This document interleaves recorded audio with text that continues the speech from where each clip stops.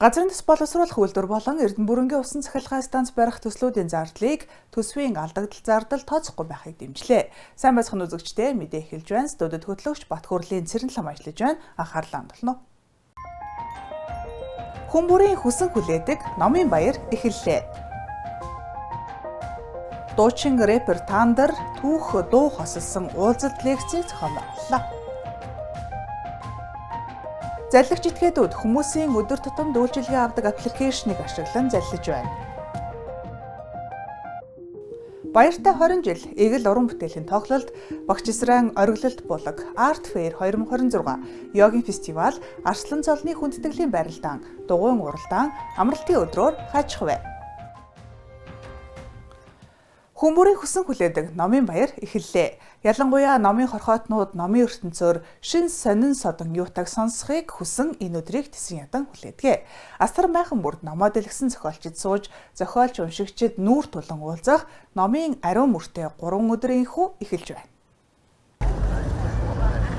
Жил бүрийн хавар намар болдог Номын баярт 300 мянган гаруй уншигч хүрэлцэн ирж, 200 гаруй хэвлэн нийтлэгч, 300 гаруй зохиолч, орчуулагч, редактор, зураач, их зохиогч, эрдэмтэн судлаач тогтмол оролцдог болжээ.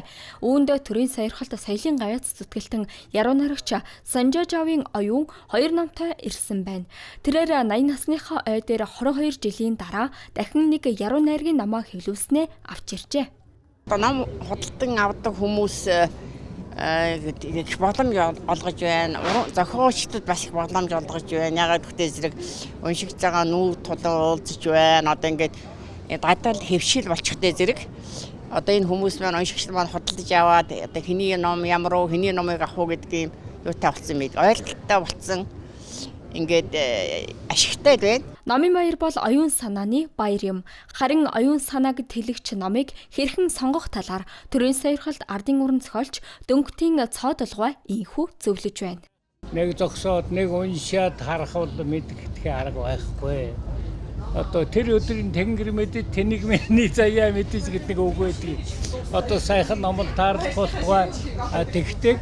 Энд чинь бол одоо ч яриад байгаа юм биш.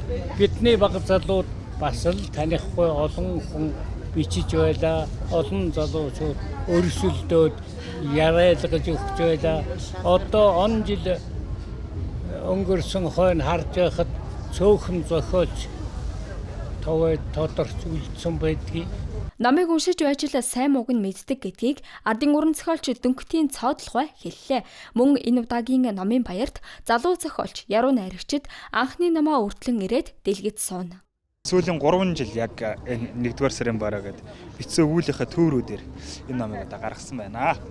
Өнөөдөр энэ сайхан олон сайхан зохиолчтойгоо хамт мөрөөдлөө биелүүлж анхны номоо хэвлүүлснийхаа дараагаар ингээ Номын баярт оролцож байгаа. Туйл их баяртай байна. Өнгөрсөн шөнө бол яг нэг наадамд орох гэж байгаа уяач хэл байлаа. Анхны Номын баярт оролцно гэдэг маш сайхан тийм тогтолж ирсэн. Номын баяр эхэлсэн эхний өдөр ажлын өдөр таардаг. Ажлын өдөрч гэлээ зорин ирэх хүмүүс олон байлаа. Номын баярт ирсэн хүмүүсийн 80 орчим хувь нь заавал ном худалдан авдаг гэсэн судалгаа байна. Англи хэл дээр номнууд бас зохиолын номнууд хайгаад явж байна. Бас Японы хэл дээр бас монгол номнуудаа бас сонирхоод явж байна. Шинэ хэлэгдсэн хуучин гараг гүцэхгүй ярьдаг шүү дээ. Ягаад гэвэл хэвлэлэнтэй яадаг өөрчлөлт оруулдаг юм уу яадаг юм бол. Гэхдээ хуучинх нь уншихад илүү тогтцолтой байдаг. Би өөрөө дээр байдаг дандаа орчуулгын номнуудыг уншдаг байхгүй. Тийм болохоор би хуучин ном хайгаад ингэ явж байна. Тэгэхээр сайхан байна. Энэ жилээс жилд улам сайхан л болоод байна. Номын баяр өөрөө юугаараа сайхан? Одоо Номын баяр гэдэг бол ер нь ном уншдаг тэр улсуудын л одоо сэтгэлийн хамгийн баяр шүү дээ. Хамгийн сайхан баяр. Эдгээр өдрүүдэд нэн шин үнд ховор ном, гэрэл зургийн үзэсгэлэн худалдаа, зохиолч уншигчдын уулзалт, уран зохиолын уншлага, сонсдог номын цаг, яруу найргийн өдөрлөг зэрэг бүх насны уншигчдад зориулсан соёл урлагийн олон талт арга хэмжээг зохион байгуулдаг уламжлалтай юм. Доржин Цингэнжав, Евгений Павлов, Ган тулах төгс оюун жаргал, Iced Global. Ахата ямар мэргэжлээс орж исэн бэ? Таны дууны клипүүд яагаад эх орон түүхтэй холбоотой байдаг вэ гэсэн асуултад рэпер Тандар Z буюу Үлзий учрал хариулан зогсноо. Тэрээр шинжлэх ухааны технологийн их сургуулийн оюутнуудтай уулзаж байгаа нь энэ юм. Бүгдийг ингээ нийтээр нь хөгжүүлэх одоо шинэ үеийнхэн гэдэг одоо яг доошоо залуучууд хүүхдүүдэд мэдхгүй байгаа нэгэнд нь сонирхох, тэр түүхийг сонирхох сэдлийн л өгөх зорилттой. Түүхийн ухааны доктор профессор шинжлэх ухааны технологийн сургуулийн багш Дарам дуучин рэпер Тандер Зэтийг сургуультай урьж түүхийн сэдвээр уулзалт ярилцлага хийхийг урьсан байна. Энэ нь багш дандаа ярьдаг уламжлалт аргыг өөрчилж, учир шалтгааныг улам гүнзгийрүүлэн ойлгох, ухаарал санаа сэдлийн оюутан залуус төгөх нь гарцаагүй юм. Уулзалт ярилцлагуулсан танхим оюутан болоод сурагчдаар дүрэн байлаа. Бидний нөгөө нэг ярих гад ойлгох гээд байгаа юмыг энэ яг залуучуудын вайбтанд харуулад гоё ойлгуулад яриад үзэл бодлын солилцоод өгчхөл зүгээр болгож чадчих. Тэгээ надаас биднээс илүү сонирхолтойгоор энэ хүүхдүүдэд ёнг гэтэл нэлээд өгчих байхгүй. Тандер Зэтийн гэгээн дууны клипийг үзсэн олон залуус Хөдөлмөрийн Баатар ардын уран зохиолчлоодын төдвийн оройгүй сүмраманыг дахин унших сэдэл болсон юм. Үүгээр аливаа уран бүтээлчдийн залуучуудад нөлөөлөх нөлөө их гэдгийг харуулсан юм. Тандер Зэт сүүлийн уран бүтээл болох Тэнгэрийн цуврал видео клипээ ихтэй яагаад их орон түүхийн тухай сэдвийг сонгож авснаас сурагч оюутнуудад ярьж өглөө. Түүнээс гадна тухайн клипт гарч байгаа үйл явдал түүхэнд яаж өрнөсөн, түүнийг олж мэдхийн тулд ямар ном зохиол уншсан тухайгаа өгүүлж эх орныхоо түүхийг хүмүүр яагаад мэдэх ёстой вэ гэдгийг тайлбарласан юм а.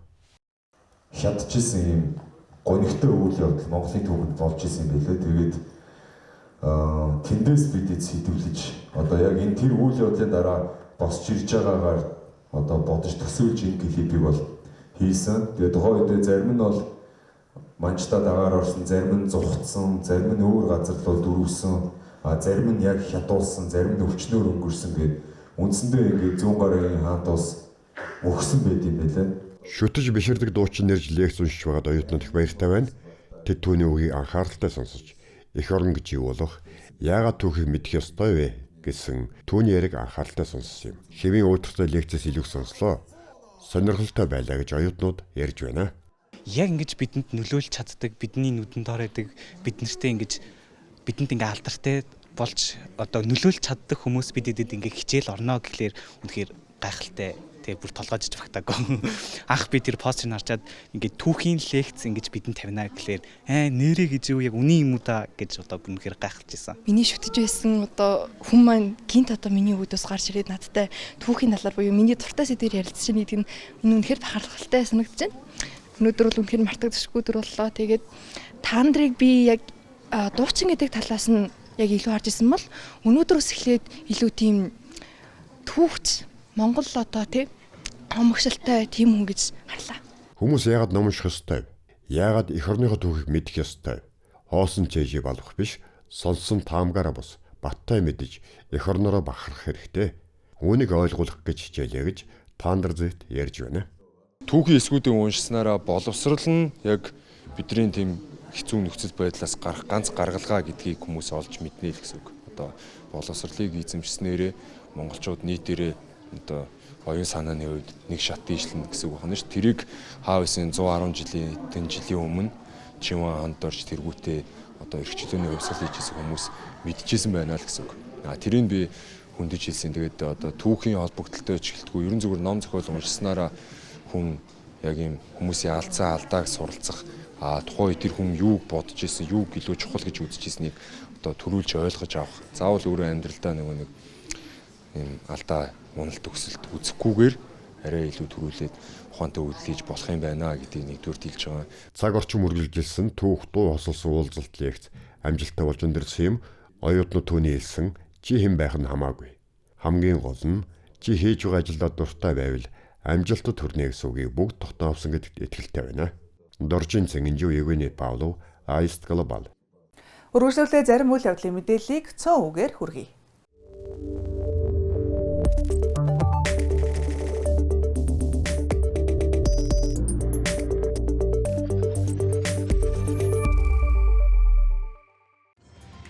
Улсын хэмжээнд энэ онд нийт 633.4 мянган гад тариалалт хийнэ.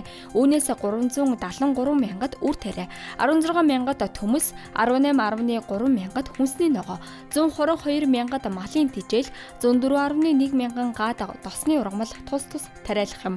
Энэ сарын 12-ны байдлаар нийт тариалах талбайн 10 хүрэхгүй хувийг тариалаад байна. Тодорхойлбол 42 мянган гад үр тариа, 1.1 мянган гад төмөс, 833 гад хүнсний ногоо, 460 гад тосны ургамал тус тариалжээ. Махны үнд экспорт нөлөөлөхгүй гэв 5 дугаар сарын 11-ний байдлаар манай улс 2100 тонн мах экспортод гаргажээ. Үүний 870 тонн нь адууны, 1100 орчим тонн нь намар дулааны аргаар боловсруулсан мах байна. Мөн Узбекистан улс руу 40 тонн хоньны мах гаргажээ. Үүнээс махны үнийн өсөлтөд экспорт нөлөөлж буй хэсэг нь харагдана. Тиймээс төв суурин газрын засаг дарганаар иргэдийн махны хэрэгцээг хангах асуудалд ахиц дэвшил гаргах шаардлагатай гэж салбарын сайд хэлжээ. Нийслэлийн хэмжээнд энэ онд цэргийн албыг биеэр дүүцүүлэн хаах иргэдийн тоог тогтоожээ. Нийтдээ 78 хүнийг хамруулахаас Баянгол, Баянзүрх, Сүхбаатар, Хангүйл дүүрэг тус бүр 10, Сонгид хайрхан, Багнуур, Чингэлтэй, Налайх дүүрэг тус бүр 8, Багхангай дүүрэг 6 иргэнийг хамруулах санал хүргүүлжээ. Нэг дүүцүүлэх албахаагч дунджаар 6 сар буюу 180 хоног үүрэг гүйцэтгэн. Үүнд сургаалт, батлан хамгаалах ажил үйлчилгээ, гамшиг осол, хүмүүнлэг, бүтээн байгуулалт болон цаг үеийн бусад ажил багтдаг байна.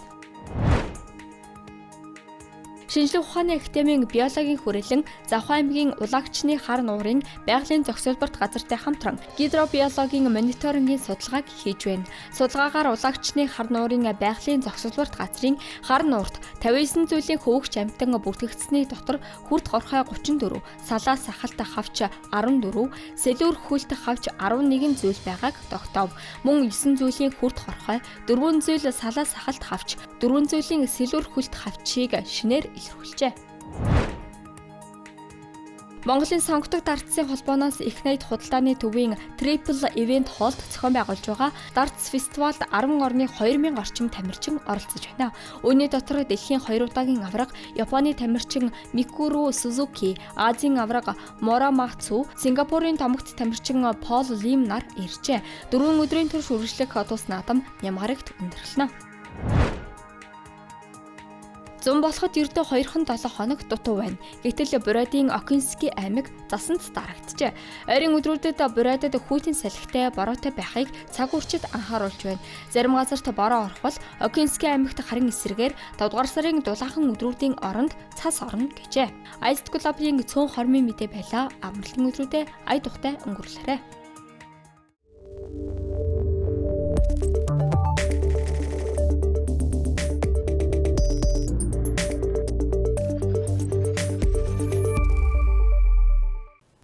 Сүүлийн үед манай улсад заллах гэмт хэрэг ялангуяа цахим заллан маш их ихсэж, иргэдийн амьдралд ихээхэн хохирол учруулсаар байгааг цагдаагийн байгууллагаас анхааруулж байна. Тэгвэл энэ талаар манай сэтгүүлч цагдаагийн ерөнхий газрын урьдчилан сэргийлэх албаны ахлах мэргэжилтэн ахлах дэслэгч Ууган хүүгээс асууж тодорхойлсон байна. 2026 гарснаас хойш цагдаагийн байгууллагад нийт 16,000 гаруй гэмт хэрэг бүртгэгдсэний 35%-ийг заллах гэмт хэрэг эзэлж байна. Заллах гэмт хэргийн 70 гаруй хувь нь цахим орчинд үйлдэгджээ. Заллагч этгээдүүд энэ төрлийн гэмт хэргийг үйлдэхдээ үндсэн 2 төрлийн аргыг ашиглаж байна. Эхнийх нь ямар нэгэн байдлаар хүнийг цаг хугацааны шахаанд оруулж захиалсан барааны хямдрал өнөөдөр дуусна, эсвэл цөөн тоогоор үлдсэн тул урьдчилгаа төлбөр шилжүүлэх шаардлагатай гэж шахдаг байна. Эсвэл та суглаанд их хэмжээний мөнгө хоцсон байна, мөнгөө бүтнээр нь авахын тулд 10% урьдчилгааг шилжүүлж авна гэх зэрэгээр төрөгдүүлж урьдчилгаа төлбөр авдаг. Харин хоёр дахь арга нь томоохон сүлжээ дэлгүүр, хоолны газар, арилжааны банк зэрэг хүмүүсийн өдөр тутамдаа үйлчлэгээ авдаг газрын нэрсийг ашиглан хуурамч сайт ажилуулж, дансны мэдээллийг нь авч өөр төхөөрөмжөөс тухайн иргэний интернет банк руу нэвтэрч дансанд нь байгаа мөнгийг авах замаар зайлшиж байна. За яг он гарснаас хойш сая 3 дугаар сараас эхлээд шин төрлийн заллин гэж хэлж болохоор одоо энэ арилжааны банкнууд Хаан банк, Голомт банк, Худалдаа хөгжлийн банкны нэрийг ашиглаад за тухайн банкнууд маань хөтөлбөрт урамшуулт худалдаа зарлалаа. Та судалгаа бөглөөд мөнгө очоорой линк өршүүлж байгаа. Тэгээ иргэд нөгөө линкэн дээр дарж ороод банкны мэдээлэл алдаад ингээм мөнгө алдчихж байгаа. Мөн шууд бичлэг бүхээс суглаа болон үнд чулууны азтан шалгаруулах зэрэгээр заллиж байна. Энэ төрлийн гэмт хэрэг ихэвчлэн гадаад улсаас үлдэгддэг байна. Үүнээс болж 360 гаруй иргэнд 2.3 тэрбум төгрөгийн хохирол хүлээгээд байна. Мөн цагаан сарын дараагаас KFC, Pizza Hut зэрэг сүлжээ хоолны газар 60-70% хямдарсан гэж хүмүүсийг залилсан явдал гарсан. Уг залиланг 3 монгол хүн үйлдснээс 2-ыг нь дотоодоос, 1-ийг нь бүгд найрамд хятад ард улсын Шанхай хотоос илрүүлэн дайчлан баривчилжээ. За 2025 оны байдлаар бол цагдаагийн байгууллагад нийт 47,000 гаруй гэмт хэрэг бүртгэгдсэн байдаг. Үүний мөн 35% буюу 16,900 залхах хэмтэрэг үлдчихэж байгаа. Нийт одоо өнгөрсөн онд үлдэгдсэн нийт залхах хэмтэрэг одоо 9 арилжааны банкны давхарцсан тоогоор 30,000 гаруй данс ингээд ашиглагдсан байна гэсэн нөхцөл байдал бол тогтоогдчиход байгаа. Тэгэхээр энэ төрлийн гэмтэргийн гаралт бол ерөөсөө буурахгүй. Залилагч этгээдүүд нь хүмүүс яг юу хүсэж байгаа болон нийгэм ямар үйлчлэгийг илүү авахыг сонирхож байгааг саргаар мэдэрдэг. Энэ нь тэдэнд өгөөж болдог байна. Тиймээс энэ төрлийн залиланд үлдсэн даруй цагдаагийн байгууллага кибер гэмтэрхтэй тэмцэх албанд яралтай мэдэгдэхийг хүсэж байна. Учир нь цагдаа прокурорын байгууллага банк хамтран 24 цагийн хугацаанд залилах гэмтэрхт үлдсэн дансанд хязгаарлалт хийж чаддаг болжээ. Хүмүүс залилуулахгүй тулд нэгдүгээрт ямар нэгэн байдлаар урьдчилгаа төлбөр хязээ шилжүүлж болохгүй. Хоёрдугаарт банкны хувийн мэдээлэлээ хязгаарч танихгүй өгч болохгүй гэдгийг анхааруулж байна. Жанчуудаас Баттарч, Евгений Павлов, Пөрөвсрөл Маралма, Ice Global. Улсын хэмжээнд үйл ажиллагаа эрхэлдэг бүх музей 100-ны цагийн хуваарьт шилжлээ. Хүүд болох удагт дугуйчдын уралдаан болно. Алтан жолоо групп Арслан цолны хүндэтгэлийн барилдааныг 18 дахь жилдээ зохион байгуулна. A-Sound хамтлаг уран бүтээлийнхээ нэгэн бүлгийг хааж байна. Доржийн амар төвшний эгэл уран бүтээлийн 2 дахь тоглолт болох нэ. Дөөр бүжгийн Эрдмийн театрын анхны бүрэн хэмжээний бүжгэн жүжиг юу вэ? Амралтын өдрөөр хаачих уу? Асерэнэд амьд хөгжмийн хамтлагийн томоохон төлөөлөл A-Sound хамтлаг Баяртай 20 тоглолттой. Тус хамтлаг 20 жилийн туршид хийсэн уран бүтээлээ түүхтэй холбон дуу бүрээр эхлэл, өрнөл болон өнөөдрийг хилтгсэн шинэ найруулгаар амьлуулан үзэгч олноо хүргэх гэж байна. Үүгээр тус хамтлаг уран бүтээлийнхээ нэгэн бүлгийг хааж байгаагаа зарлалаа. Яагаад гэдгийг 16-ны бям гарагт 19 цагаас мэдээрэй.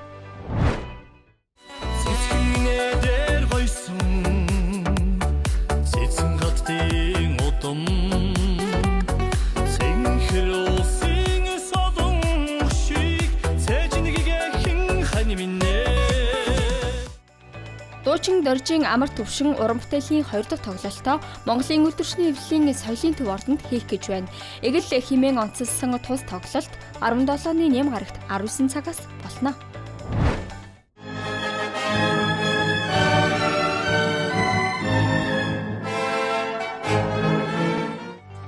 Улсын дөрөвчгийн Эрдэнэ театр анхны бүрэн хэмжээний мэрэгжлийн бүжгэн жүжигийг 1956 онд манай улсын анхны балетмейстер болох Хабаевагийн дэглэлтээр тавьж байжээ. Энэ бол Оросын хөгжмийн зохиолч Аса Фоимийн хөгжмөндөр зохиолч Николай Волков алдарт яруу найрагч Пушкины ижил нэртэй найрууллаас сэдэвлэн цомлыг нь бичсэн Багч сарын ориглолт булаг бүжгэн жүжиг юм. Манай тайлснаа анх тавьснаас хойш 70 жил болж байгаа уг бүжгэн жүжигийг энэ амралтын өдрүүдэд тоглоно. Одоо үргэлжлэн болж байгаа тоглолтоос танилцуулъя. Зам тээврийн яам эхнүүдэл танхимд ардын урлагийн хур магны чуулгын Монголын үндэсний гайхамшигт урлагийн тоглолт. Төмөр замын чуулгын ган зам паласт цагаан лавын чуулгын Nomadic Legend ардын урлаг өв соёлын тоглолт. Palazzo Tower-т Монгол хур чуулгын Horse Head Fiddle ардын урлагийн тоглолт үргэлжилнэ. Харин дэлхийн цирк Монголд тоглолт Дархан хотын United Arena руу шилжжээ. Улсын хэмжээнд ажиллаж байгаа нийт музей 100-ны цагийн хуваарьт шилжиж, музей амралтгүй өдөр бүр ажилладаг өдрүүд эхэллээ. Сонирхуулахад манай улсад орчин цагийн музей 1924 онд байгуулагдсанаас хойш улсын хэмжээнд төрийн өмчийн 12, орон нутгийн 24, хувийн 2 гэгчлэн 40 гаруй музей үйл ажиллагаа эрхэлж байна. Түүнчлэн сум дүүрэгт орон нутаг сурталчлах зориулалт бүхий 265, Монгол банк хил хамгаалах, онцгой байдлын, цагдаагийн, шинжлэх ухааны академийн түүх сатны зүйн, археологийн, палеонтологийн зэрэг төрөлдсөн 16 бэсрэг музей, үзүүрийн танхим ажиллаж байна. Музейн тухай хуульд заасны дагуу 16 хүртэлх насны хүүхэд үн төлбөргүй үйлчлүүлнэ. Уран зургийн галерейд Солонгос Монголын уран бүтээлчдийн Art Fair 2026 үзэсгэлэн 2 дахь удаага гарах гэж байна. Анх 2016 онд 2 орны уран бүтээлчид хамтран уран зургийн үзэсгэлэн гаргаж байжээ.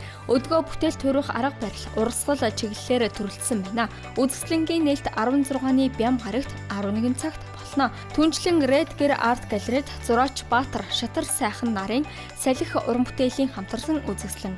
Монгол зураг арт 21 галерейд Даваахүгийн соёлмаагийн үйлс хөөгт зур бие даасан үзэсгэлэн тус гарч байна.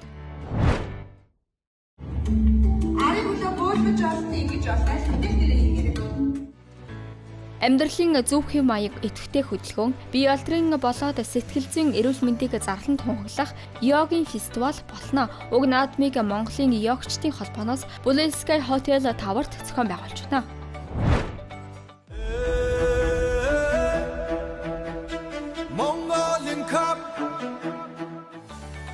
Морь хурднуу, дугуй хурднуу, уулын дугуйн тэмцээн хүй далах худагт болно. Жил бүр 300 гаруй дугуйчдыг нэгтгэдэг тус суралдаанаар энэ оны дугуйн жилд эхэлж байна.